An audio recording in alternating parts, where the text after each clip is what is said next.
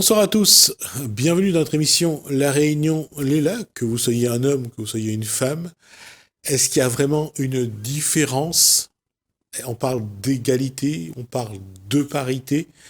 Qu'est-ce qui fait que notre société n'a pas su, depuis qu'elle existe, notre monde, depuis qu'elle existe, n'a pas su positionner la femme ou l'homme ou l'un par rapport à l'autre? Ça pose des problèmes encore aujourd'hui, et beaucoup de problèmes d'ailleurs.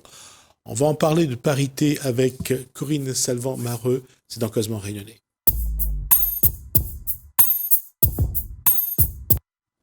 Bonsoir Corinne Salvant-Mareux. Bonsoir Jasmine. Je disais que quelle différence, je vais être un peu malicieux, quelle différence il y a entre un homme et une femme, ou entre une femme et un homme? Il y en a beaucoup.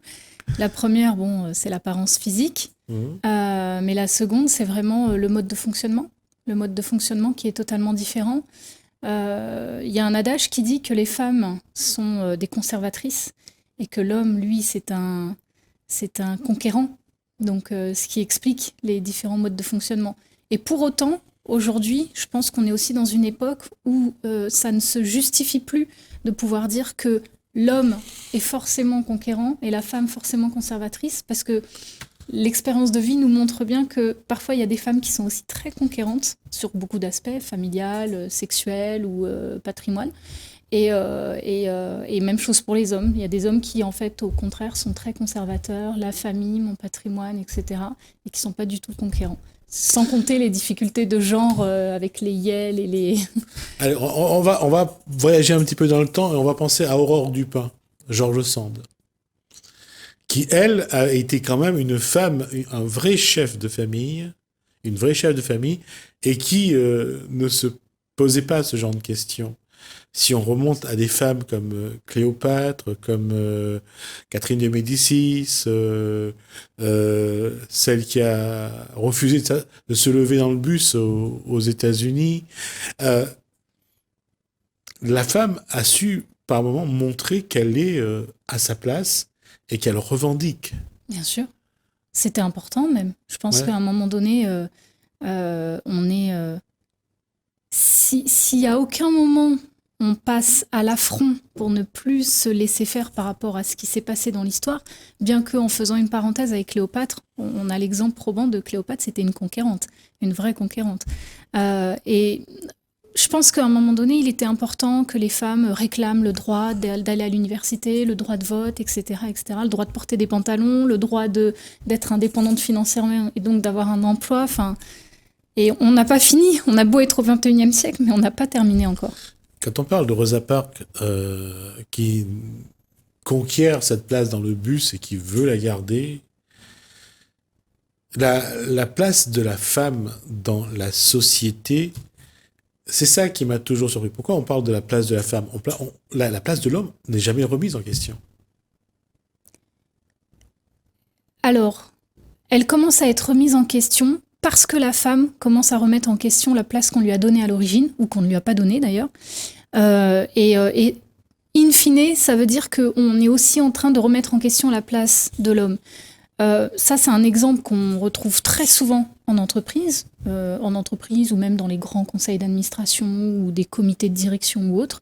C'est que parfois, on a affaire à des hommes qui ont un pouvoir de décision, qui ont une forte visibilité, qui ont un pouvoir de dirigeant, sans pour autant avoir réellement la pertinence en expérience, en expertise, ou encore moins en intelligence, pour être là à la place qu'on lui a donnée. Et ça, c'est inquiétant, parce qu'on demandera toujours à la femme de faire preuve de prouver bien plus ses compétences que ce qu'on demande à un homme pour le mettre à la même place, finalement. J'avais parlé aussi de maturité, mais cette maturité, aujourd'hui, quand on regarde, elle est très versatile, parce que la place de la femme dans ce monde aujourd'hui, elle est vraiment très, très hétérogène. Si on parle d'un pays où pas seulement d'un pays. Il y a des tribus où la femme, chez les Maasai, le rôle de la femme est reconnu, valorisé, important. Tout à fait. Ouais. Et on voit dans les tribus africaines que la femme a sa place et que l'homme a sa place. Et que le socle commun où ils se retrouvent, et les deux, il y a quand même un respect. Mais dans les sociétés dites civilisées, la religion a surtout servi à des hommes à réduire la place de la femme. Oui.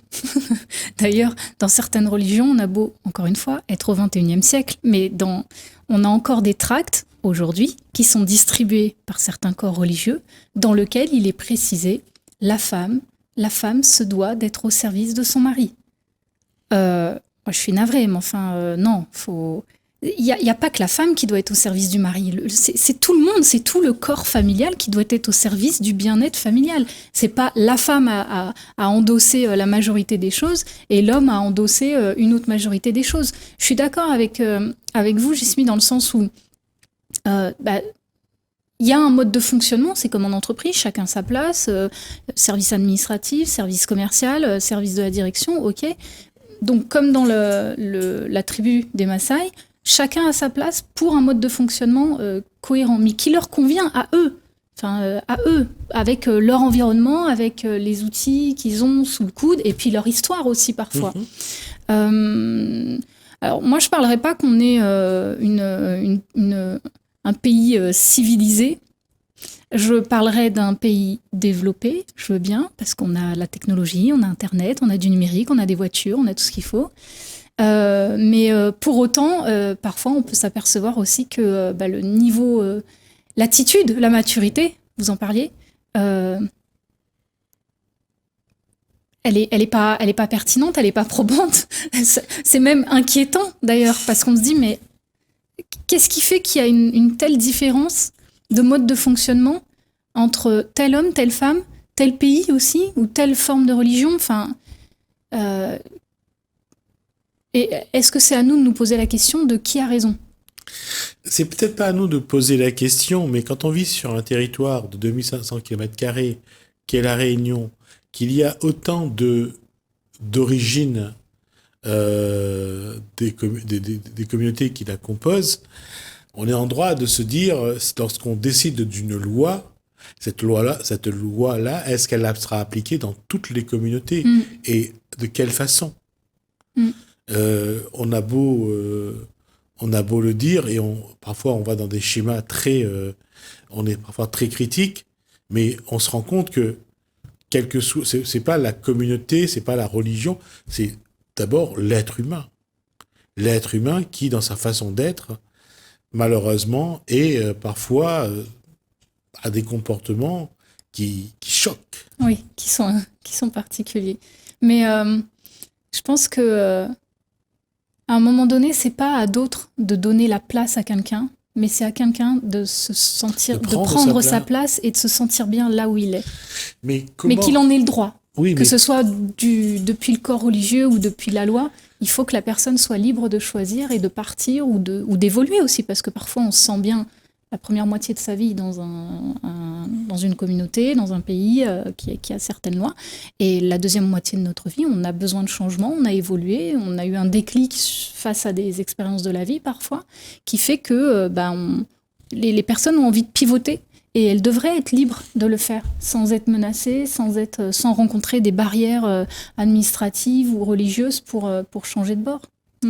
Oui, mais encore une fois, quelle que soit la société, quel que soit notre héritage, nos traditions, notre construction, comment se positionner en tant qu'homme, déjà en tant qu'homme, et puis en tant qu'homme par rapport à une femme. Parce que là encore, il y a des sociétés où l'être humain masculin qui évolue est parfois à la pression de son histoire, de ses grands-parents, de ses parents. Un homme, ça décide ça, un homme, ça fait ça. Même s'il n'a pas envie, il va être... préformaté. Voilà. Ouais. Et ben ça, c'est une aptitude, je pense, que tout le monde n'a pas. C'est d'avoir une grille de lecture suffisante sur soi-même. C'est d'être capable de prendre du recul sur son mode de fonctionnement et de se poser la question de tiens, c'est bizarre, pourquoi est-ce que je raisonne comme ça? De prendre vraiment de la hauteur sur sa propre personnalité et de pouvoir s'analyser, s'auto-diagnostiquer en se disant mais c'est bizarre que je réagisse comme ça. Quel lien ça a?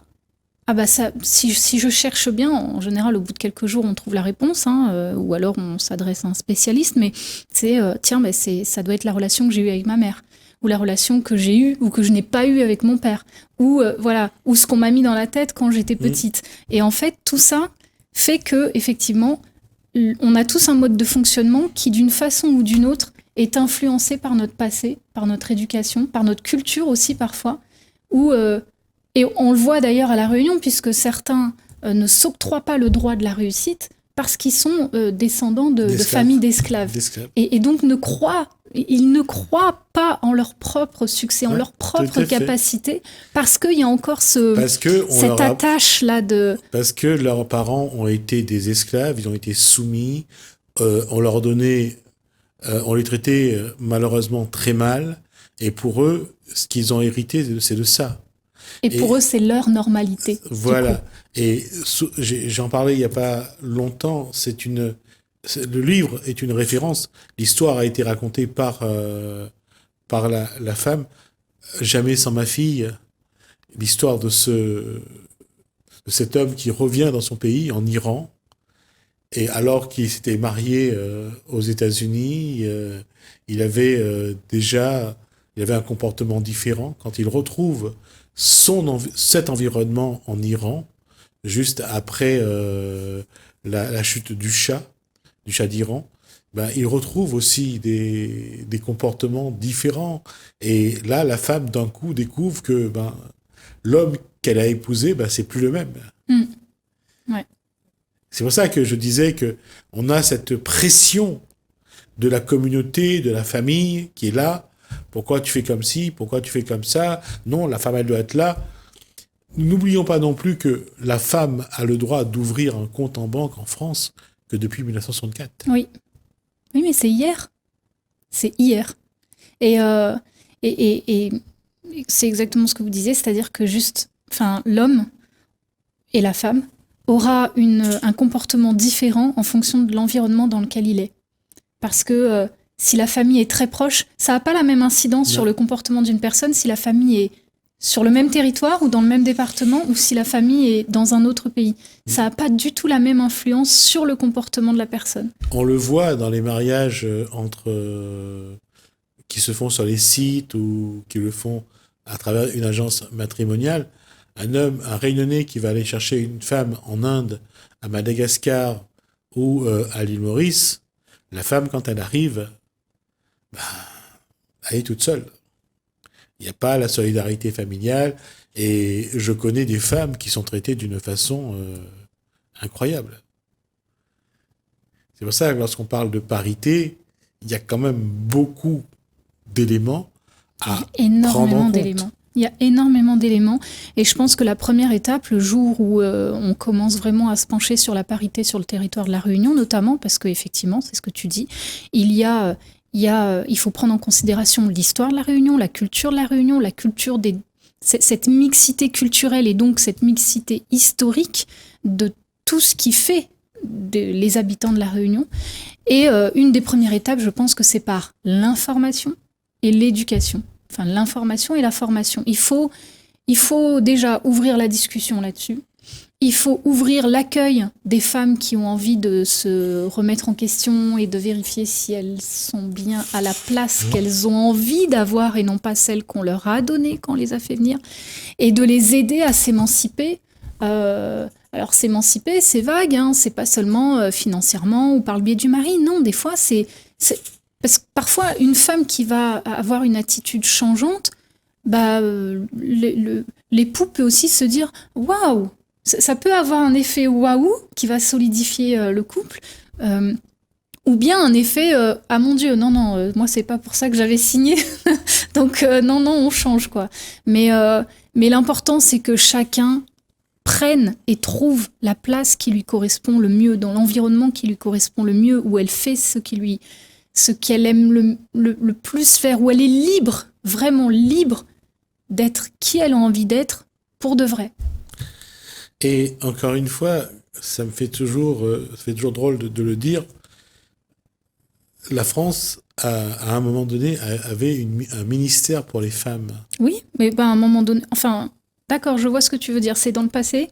Mais là, en tout cas, sous le règne de Macron, on avait un plan quinquennal aussi sur la parité homme-femme. Bon, ça montre bien que la place de la femme, même dans une société française évoluée, il y a encore ils sont conscients que la femme n'est pas encore à sa place.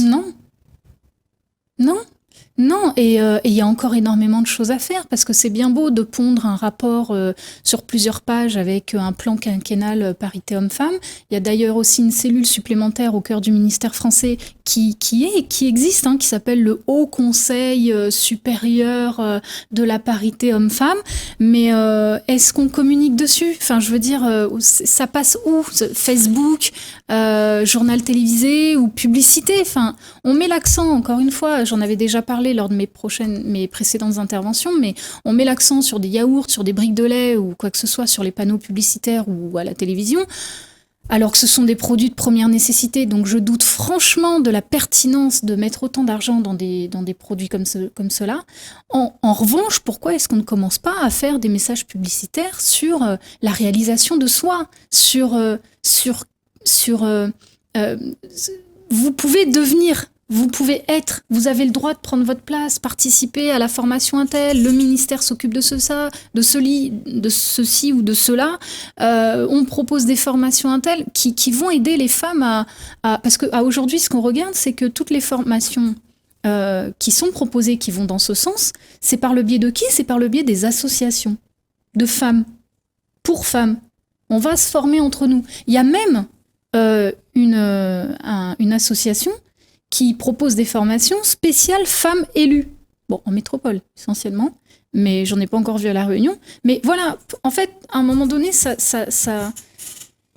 devient dommage aussi, ça, de sectoriser. Même si je comprends le fait que la femme a un mode de fonctionnement qui lui est propre, et donc seule une femme peut comprendre ce dont elle a besoin, ce dont elle a besoin d'entendre, ce dont elle a besoin de comprendre, pour l'aider à prendre du recul et de la hauteur et vérifier si elle est bien à sa place, si elle a vraiment envie d'être ce qu'elle est aujourd'hui, ou comment en tout cas elle pourrait arriver à devenir ce qu'elle a envie de devenir.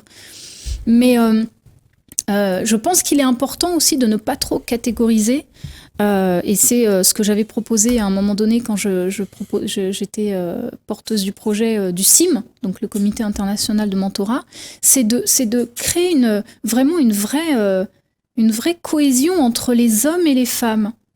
Parce que parfois, si on ne peut pas comprendre... Pour certains hommes, il y a des études qui ont été faites en métropole sur... de la part... Parce qu'en métropole, les grands groupes, eux, pour le coup, ils ont tout intérêt à vérifier la parité homme-femme. Et des sociétés d'audit avaient relevé que parfois, les hommes, c'est même inconscient, les remarques désobligeantes qu'ils peuvent faire aux femmes. Et on y revient, c'est ce qu'on disait tout à l'heure. C'est propre à quoi ? C'est propre à l'environnement dans lequel il a été baigné. C'est propre à l'éducation, c'est propre à quel modèle j'ai de mon père et de ma mère, oui. Comment ma mère était. Et du coup, en entreprise, l'homme refait des bourdes du style je vous présente notre belle plante verte en pleine réunion de comité de direction parce que madame a eu le malheur de mettre une robe verte. Enfin, et est-ce qu'on ferait ça à un homme ? Est-ce qu'on lui dirait « je vous présente la belle bougie parce qu'il s'est habillé tout en blanc ?» Non, jamais un homme n'a eu de telles remarques en plein comité de direction. Par contre, les femmes, t'es bien excitée aujourd'hui, t'as tes règles, ou t'es une belle plante parce que t'as mis une jolie robe, ou alors elle a mis une robe avec trop de motifs, donc elle va se prendre aussi des critiques. Et en fait, tout ça, c'est parfois, je doute de la réelle malveillance de la majorité des hommes qui vont, ou même des femmes parfois, qui vont prononcer ce genre de remarques. Parfois, c'est juste inconscient et maladroit, oui. Parce qu'ils ne mesurent pas, ils prennent pas du recul sur ce que je vais dire, ce qui va sortir de ma bouche, comment ça va être perçu. Oui, les conséquences sont mesurées après. rarement avant. Et voilà. Et malheureusement, à partir du moment où c'est exprimé, après, c'est irréversible. Bah, c'est irréversible ou difficilement récupérable si Ouais. tant est que la personne fautive a envie de récupérer, enfin, de faire son mea culpa en public, surtout quand c'est... Alors, voilà ce que je vous propose, Corinne Salvin-Mareux, c'est que on essaye sur 2 ou 3 émissions de faire un petit peu l'analyse de cette situation à La Réunion. Comment le Réunionnais a évolué et qu'est-ce qu'on doit voir dans ses schémas de comportement et qu'est-ce on critique personne, mais on dit voilà, dans ce comportement-là, il y a ça et qu'est-ce que ça apporte à La Réunion? Parce que dans la parité homme-femme, ce que je regarde surtout, c'est que c'est la femme de faire l'effort et l'homme, souvent, on a l'impression qu'il n'a rien à faire et qu'il doit attendre. Et c'est peut-être ça, pas seulement au niveau de La Réunion d'ailleurs, hein, c'est de manière générale. Mais puisqu'on est sur La Réunion, voyons qu'est-ce que l'homme doit faire quand on parle d'éducation, d'héritage génétique, d'héritage de la famille. Qu'est-ce que l'homme doit faire pour corriger ses imperfections? Et qu'est-ce que la femme aussi doit faire pour éviter de donner le bâton pour se taper dessus? Tout à fait. Moi, je pense que c'est quelque chose déjà qu'on pourrait commencer à regarder ensemble. D'où l'intérêt de mutualiser effectivement hommes et femmes autour de cette thématique-là pour que tout le monde puisse comprendre chacun les perceptions de point de vue et donc comment est-ce qu'on harmonise les relations hommes-femmes autant en entreprise qu'en famille que dans la vie de tous les jours. Et vous parliez tout à l'heure de livres, et je terminerai là-dessus, mais un célèbre anthropologue que beaucoup connaissent, Pascal Pic, parce qu'il a écrit énormément d'ouvrages. Son dernier ouvrage s'intitule « Et l'évolution créa la femme ». Et dans cet ouvrage, il précise que des études économiques prospectives ont été réalisées et qui témoignent que la discrimination envers les femmes représente des millions de milliards de dollars de pertes sur la richesse mondiale, de pertes.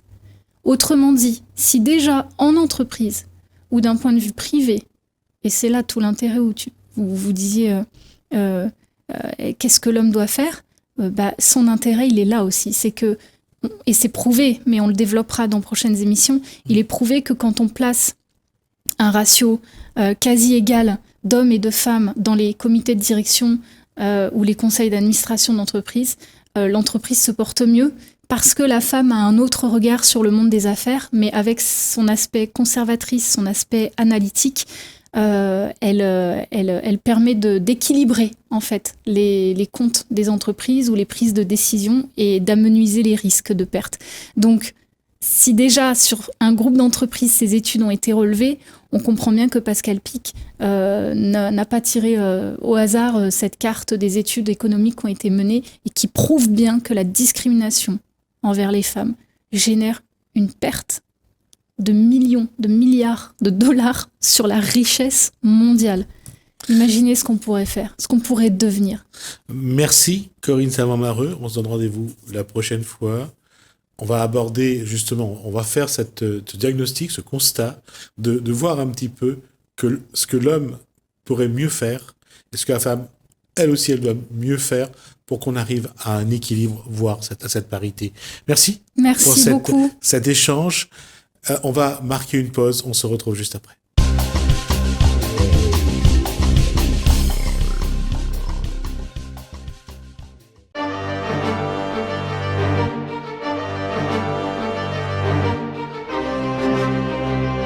Quand ça, vous l'avez commencé comme exploitant agricole?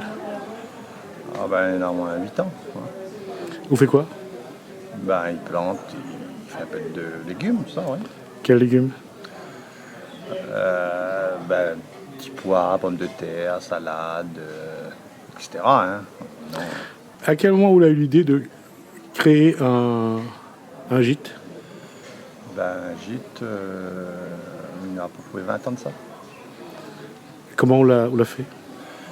Ben, petit peu. On l'a pas construit tout d'un coup, on l'a construit d'abord une petite case? Une petite case, voilà, une case et on a fait les chambres au fur et à mesure. Et Mais les plus sur le nom de ma femme, on va dire, hein, la structure. Hein. qu'est-ce qui amène les gens à venir dans les gîtes aujourd'hui? Quoi les gens y attendent? Ben, attends déjà l'accueil. Hein, c'est principal, hein, c'est 50%. Hein. Comment accueillir les gens se sentent bien. Les gens ont besoin de ça, besoin de se retirer et se sentir bien. Les gens viennent régulièrement ou bien seulement en vacances? Ça dépend les gens locaux ou les gens qui viennent de l'autre côté, on va dire, de la métropole et autres. Et quoi les gens ils viennent chercher dans les gîtes, dans un gîte de France aujourd'hui? Ben, vient chercher vraiment la tradition, la cuisine vraiment du terroir et après le partage, la convivialité.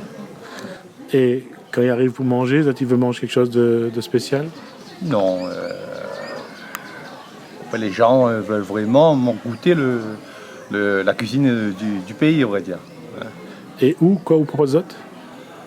Ben, la cuisine rayonnaise, on va dire. Hein, Et principalement. quel carré où ils aiment bien faire? Le curry poulet, surtout, hein, le curry poulet. Et après, vient le rogaille saucisse, mais c'est un petit peu ce que tout le monde y fait. Mais voilà, le curry poulet, c'est. Après, les choses à base de légumes, comme la papaye, les gratins, les clafoutis, le papaye boucané, tout ça, c'est pas mal aussi. Qui ça, la montagne vous fait manioc en salade? Ben, ça, c'est plutôt. La salade, c'est plutôt ma femme qui le fait, on va dire, qui a mis ça en place, on va dire. Et même les gâteaux, les pâtisseries, c'est plutôt elle qui fait. Mais à l'heure actuelle, elle est un petit peu indisponible par rapport à son handicap, on va dire. Aujourd'hui, le gîte, c'est un peu le gardien du patrimoine et de la culture de la Réunion. On va dire oui, mais c'est tout un ensemble à vrai. Par exemple, la cuisine longtemps, c'est autres qui fait encore la cuisine longtemps. Oui, bien sûr, voilà. On essaye de garder ça. Après, les enfants, est-ce que va reprendre ça, mais pour l'instant, on est plongé dedans, on va dire. Et aujourd'hui, après toutes ces années, comment on voit le gîte évoluer?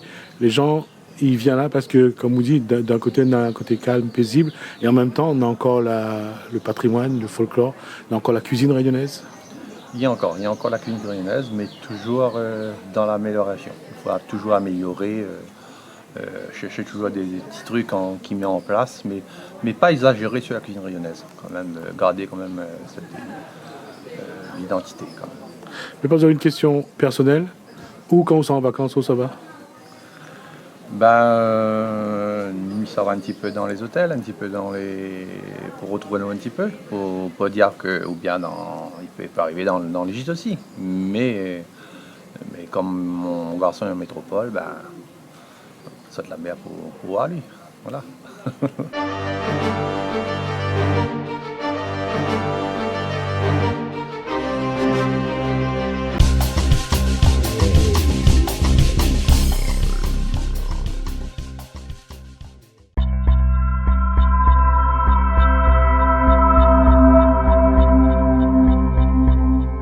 Comment vous est venue l'idée d'importer du savon métropole?